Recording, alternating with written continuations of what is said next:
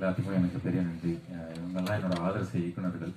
அவர்களுடைய சீன்ஸ் எல்லாம் பார்த்துட்டு, காமெடி டைமிங் சீன்ஸ் பார்த்துட்டு, இந்த மாதிரி எழுதிட மாட்டோமா, இந்த மாதிரி பண்ணிட மாட்டோமா அப்படின்னு பல நாள் கனவு கண்டிருக்கேன். இன்னைக்கு இயக்குனராக உங்கள் முன்னாடி பேர் வந்தது, நீங்கள் எல்லாரும் பார்த்து ரசிச்சது எனக்கு மிகப்பெரிய பார்க்கலாம். Thank you thank you thank you. உங்களோட நேரத்தை இந்த படம் பார்க்கறதுக்காக கொடுத்ததுக்கு மிக்க நன்றி. ஸோ இயக்குனர் சொன்ன மாதிரி தான், பேரரசு சாரோட படம்லாம் நான் காலேஜ் படிக்கும்போது இந்த ஃபர்ஸ்ட் டே ஃபர்ஸ்ட் ஷோக்கு ஓடி ஓடி போய் பார்த்த நாட்கள் உண்டு. ஸோ நிறைய ரசிச்சு பார்த்த இயக்குநர்கள் எல்லாரும் ஒரே இடத்துல உட்காந்து படம் பார்க்கறது ரொம்ப பெரிய பாக்கியம். விக்ரம் சார் குடும்ப இயக்குனர், இது ஒரு குடும்ப படம் அப்படின்னு நிறைய பேர் சொல்றாங்க. ஒரு குடும்ப இயக்குனர், அதுக்கான அடையாளமே நீங்க தான். ஸோ நீங்களாம் இங்க படம் பார்த்து எங்களை விஷ் பண்றது மிகப்பெரிய பாக்கியம் எங்களுக்கு. வந்ததுக்கு ரொம்ப நன்றி சார். தேங்க்யூ. வந்த எல்லாருக்குமே ரொம்ப ரொம்ப நன்றி. தேங்க்யூ.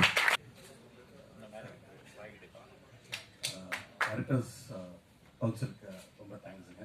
நம்ம படத்துக்கும் கிரியேட்டருக்கு ஒரு வாய்ப்பு கொடுத்த, நம்ம படத்தை பார்த்தா எல்லா டேரக்டர்ஸுக்குமே தேங்க்ஸுங்க. பேரரசு சார், விக்ரம் சார் எல்லாத்துக்குமே ரொம்ப நன்றிங்க. தேங்க்யூ. விக்ரம் சார், பேரரசு சார் ரொம்ப ரொம்ப நன்றி. டைரக்ஷன் யூனியன் வந்திருக்கு எல்லாத்துக்கும் ரொம்ப நன்றி. இந்த படத்துக்கு இவ்வளோ ஆதரவு கொடுத்துருக்கு. இவ்வளோ நாள் 3rd week 4th weekக்குள்ளே போகிறோம். ஸோ இப்பயும் இவ்வளோ ஆதரவு கொடுக்குறீங்க. எப்போ இதே மாதிரி ஆதரவு ரொம்ப நன்றி. லெஜெண்டரி டைரக்டர்ஸ் எல்லாருக்கும் இந்த படத்தை ஆதரவு கொடுத்துருக்கு ரொம்ப நன்றி சார். உங்களை பார்த்தா இங்கே எல்லாருமே கற்றுட்டு இருக்கோம்.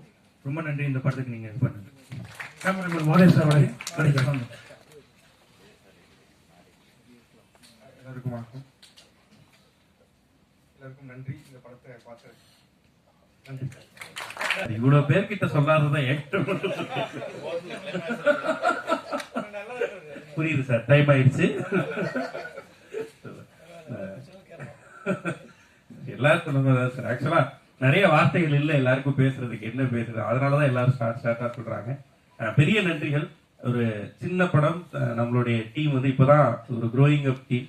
அண்ட் ரியோராஜ் அவர்களுக்கு இது 5வது படம்.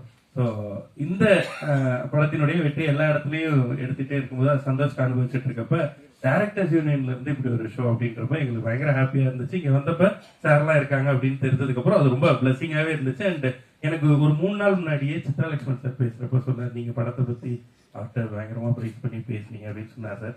ரொம்ப ரொம்ப நன்றி சார். பார்த்ததோட மட்டும் இல்லாம அதை பத்தி பேசுறது அப்படின்றது எனக்கு பெரிய பிளஸிங்கா இருந்துச்சு. இன்னைக்கு அதை நான் அவரை நேரில் சந்திச்சு நன்றி சொல்லணும்னு இருந்தேன். அதுக்கு இந்த இடத்த நான் பயன்படுத்திக்கிற மாதிரி இருந்தது. இன்னும் கூடுதல் மகிழ்ச்சி எனக்கு. ஸோ பிளாக் ஷீப்னு ஒரு டீம், ட்ரம் ஸ்டிக்ஸ் அவங்க ப்ரொடியூஸ் பண்ணணும்னு அந்த முதல் நம்பிக்கை அவங்க வைக்கலன்னா இது இன்னைக்கு நடந்திருக்காது. ஸோ ட்ரம் ஸ்டிக்ஸ்க்கு மீண்டும் ஒரு முறை இந்த இடத்துல எங்களுக்கு நன்றிகள் சொல்லிக்கிறோம். அண்ட் பிளாக் ஷீப்ல இருந்து நிறைய டைரக்டர்ஸ், நிறைய கிரியேட்டர்ஸ், டெக்னீஷியன்ஸ்லாம் உருவாகி வந்துகிட்டே இருக்கோம். நல்ல நல்ல படைப்புகள் கொடுக்கணும்ன்ற நம்பிக்கையோட வந்துகிட்டு இருக்கோம். எல்லாரும் சேர்ந்து இப்போ போல பிளஸ் பண்ணி இது ஒவ்வொரு வீட்லையும் இருக்கிற பிரச்சனை தான். இது ஒன்றும் உங்கள் எல்லாருக்கும் நீங்களும் அனுபவிக்கிற பிரச்சனை தான். இதை பார்த்துட்டு வீட்லேயும் போய் சொல்லுங்க. உங்களுக்குள்ளும் அந்த விட்டு கொடுக்குற மனப்பான்மை இல்லைன்னா நீங்களும் மனைவிக்கு விட்டு கொடுத்து போகணும். அதுதான் குடும்பம்.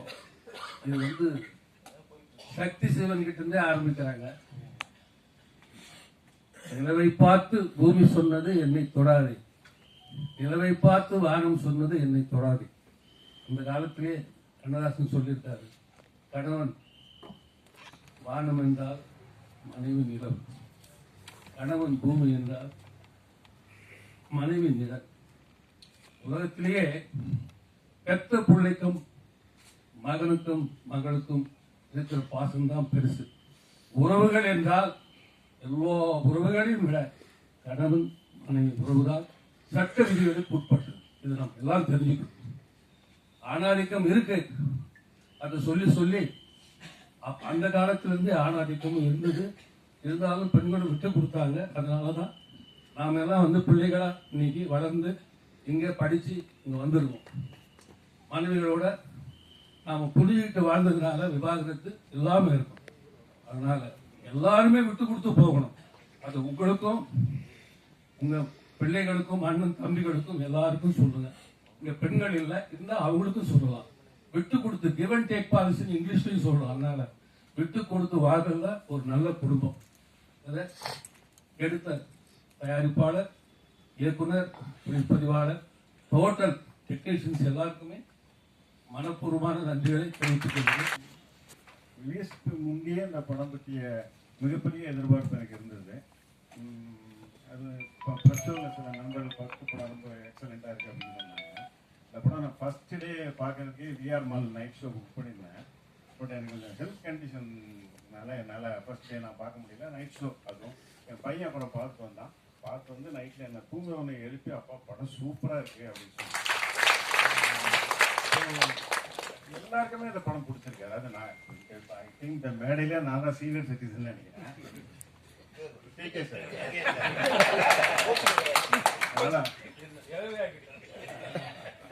பாக்கி எல்லா ஏஜ் குரூப்புக்கும் இந்த படம் பிடிச்சிருக்கு. அது ரொம்ப பெரிய விஷயம். எனக்கு எப்பவுமே சின்ன படங்கள் ஜெயிக்கும் போது நான் ரொம்ப ஹாப்பியாக ஃபீல் பண்ணுவேன். ஏன்னா நானும் நிறைய சின்ன படங்கள் பண்ணி தான் வந்தேன். அது இண்டஸ்ட்ரிக்கு ரொம்ப ஒரு ஹெல்த்தியான ஒரு விஷயம். அது இந்த படத்தினுடைய டைரக்டர் ரொம்ப எக்ஸலண்ட்டாக பண்ணியிருக்காரு. டயலாக்ஸ் ரொம்ப சூப்பராக இருக்கு.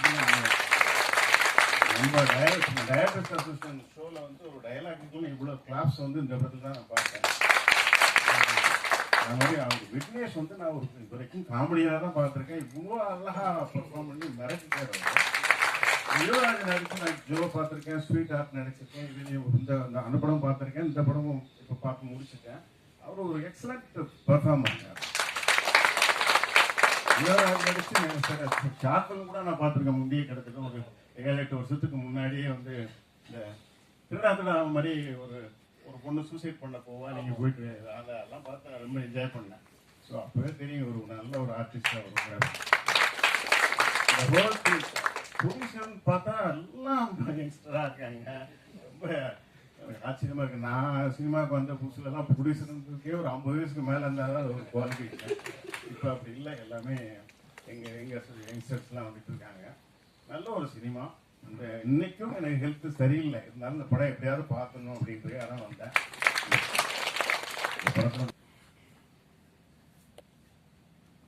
இந்த படம் ரிலீஸ் ப்ரெஸ் ஷோ போட்ட அன்னைக்கு ஒரு 4-5 ரிப்போர்ட்டர்ஸ் வந்து எனக்கு ஃபோன் பண்ணாங்க. நான் சில படம் ப்ரெஸ்ஸை பார்ப்பாங்க, நம்மளை ஃபோன் பண்ணி கேட்போம் படம் எப்படி இருக்குன்னு. இந்த ஆண்பாவம் பொருளாதது மட்டும் அவங்களே போய் சொன்னாங்க என்கிட்ட, சார் படம் ரொம்ப நல்லா இருக்கு சார், ரொம்ப நல்லா வந்துருக்கு சார், ரொம்ப நாளைக்கு நல்ல படம் பார்த்தேன் சார்ன்ட்டு ப்ளஸ் ரிப்போர்ட் சொன்னாங்க சார். அப்போவே எனக்கு இந்த படத்து மேலே ரொம்ப ஒரு நம்பிக்கை வந்துச்சு. அதுக்கப்புறம் இந்த படம் நல்ல படம் இருக்கு. உதாரணம், அந்த விக்ரம் சார் வந்து அவரை விரும்பி வந்துட்டார் இன்னைக்கு. ஏன்னா நல்ல படம் இருக்கும், ஆனால் நல்ல படத்தை எல்லாமே நல்லவராக இருப்பாங்கல்ல. அப்பா, அம்மா, மாமியார், மருமக, ஹீரோ, கதாநாயகி, ஒரு படத்தை எல்லாருமே நல்லவராக இருக்காங்கன்னா சார் படத்தில் தான். அதப்போ அது நல்ல படத்துக்கு நல்ல படம். அது சார் வந்து இவர் சட்டு கொடுத்தாரு நல்ல படம். இது வந்து சார் இது சுப்ரீம் கொடுத்த தீர்ப்பு மாதிரி இருக்கு. சார் வந்து உங்கள் எல்லாருக்குமே சந்தோஷம். எங்களுக்கு ரொம்ப நாள் கழிச்சு சாரோட நாங்கள் படம் பார்க்குறோம். எங்களுக்கு ரொம்ப சந்தோஷம்.